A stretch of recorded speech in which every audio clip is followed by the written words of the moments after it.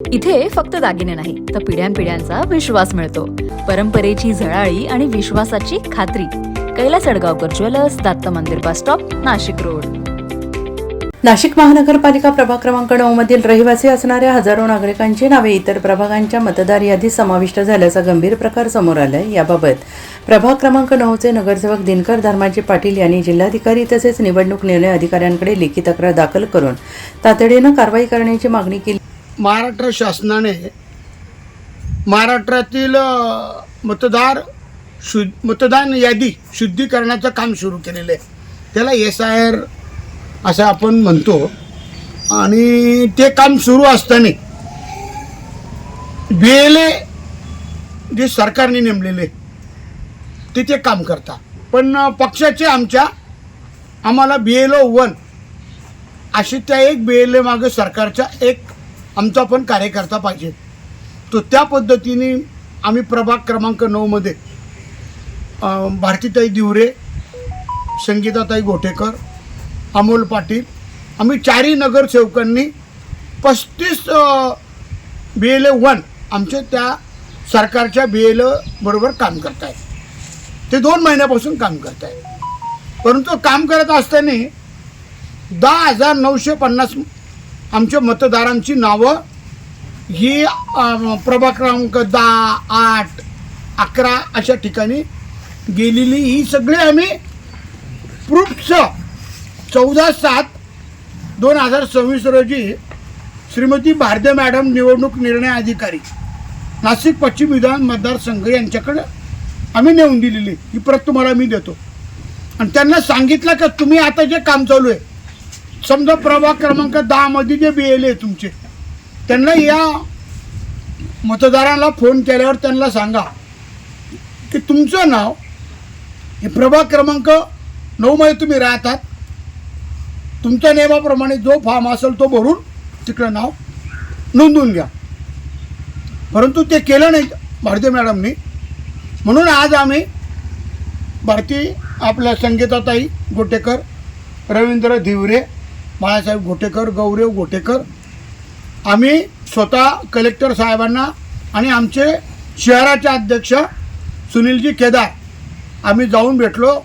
माननीय कलेक्टर साहेबांनी म्हणजे आयुष प्रसाद साहेब यांनी अतिशय चांगला वेळ दिला. आणि त्यांनी भारदे मॅडमला सांगितलं, दिनकर पाटील बोलतात ते खरं आहे, ते तुम्हाला काम करावं लागेल. आता दिवस किती राहिले?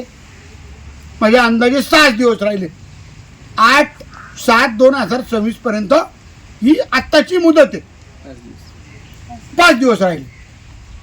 अजून एक हाईट बघा, अमोल दिनकर पाटील प्रभाग क्रमांक 9चा नगरसेवक आहे.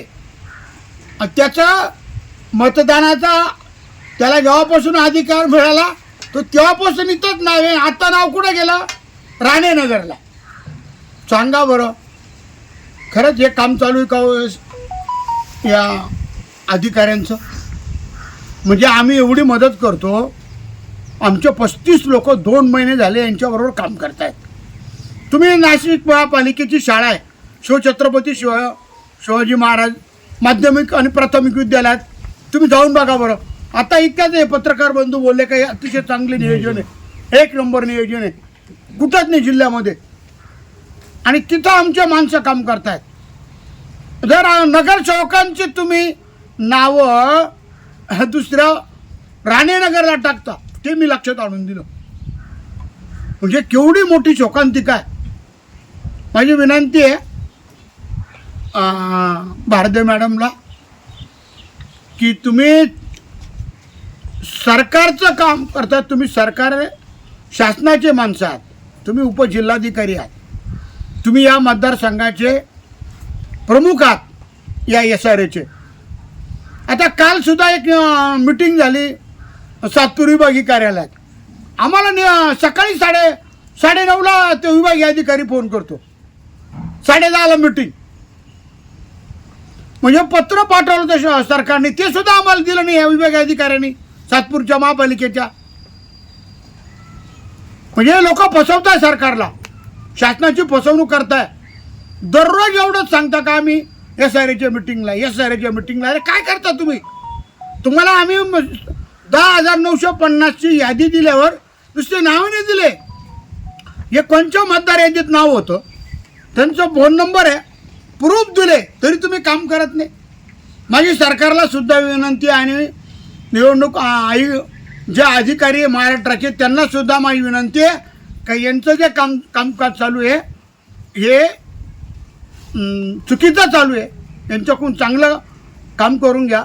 संविधानामध्ये मतदारांना त्यांचा हक्क बजावण्याचा अधिकार मिळालेला आहे. तुम्ही जर 10,950 10 मतं नाही आणि एक नगरसेवकचं नाव इथंच कायम असताना तुम्ही दुसरीकडे टाकताय, हे चुकीचं चाललेलं आहे. असं होऊ नये म्हणून आज मी पत्रकार परिषद घेतलेली आहे. मुख्यमंत्री महोदयांना पण सांगणार आहे मी का साहेब या अधिकाऱ्यांवर, आणि अजून सगळ्यात महत्त्वाचं महाराष्ट्र राज्याचे महसूल मंत्री चंद्रशेखर बावनकुळे साहेबांनी सुद्धा आवाहन केलं आहे मतदारांना पण की तुमचं मतदान जिथं असेल तिथं नोंदवून घ्या. आता ते आधार कार्डला लिंक आहे,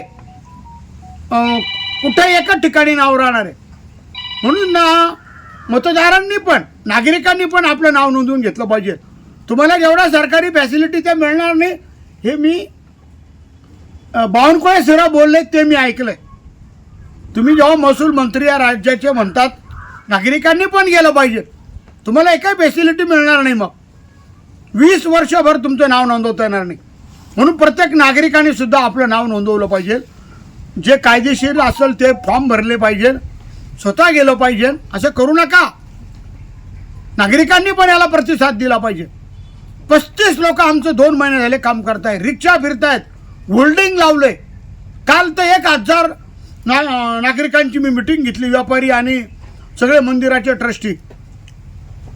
आमचं चौघांचं एवढं काम चालू आहे. आमच्याबरोबर कायम बाळू गोटेकर, रवींद्र दिवरे हे सुद्धा कायम असतात. 4 नगरसेवक आम्ही काम करतो. याची नोंद घ्या. आणि जर एक नगरसेवकचं नाव इथं मतदान केलं असेल दुसरीकडे जातं आणि ते काम जर होत नसेल, असे चुकीचं जर मतदाराची भूल आपण दिशाभूल करत असेल तर हे योग्य नाही आहे. चांगलं काम करा, लोकांना न्याय द्या, सरकारला फसवू नका ही विनंती करतो. जय हिंद, जय श्रीराम. नागरिकांच्या मतदानाच्या हक्काचे संरक्षण करण्यासाठी प्रशासनाने तातडीनं पावलं उचलावीत, मतदार यादीतील त्रुटी दूर कराव्या आणि संबंधित अधिकाऱ्यांना आवश्यक त्या सूचना द्याव्यात अशी मागणी करण्यात आलेली आहे. जिल्हाधिकारी आयुष प्रसाद यांना या संदर्भात नगरसेवक दिनकर अण्णा पाटील, नगरसेविका संगीता घोटेकर, माजी नगरसेवक रवींद्र देवरे, सामाजिक कार्यकर्ते बाळासाहेब घोटेकर यांनी निवेदन दिले. NCN न्यूजसाठी सिद्धार्थ लोखंडे, सातपूर.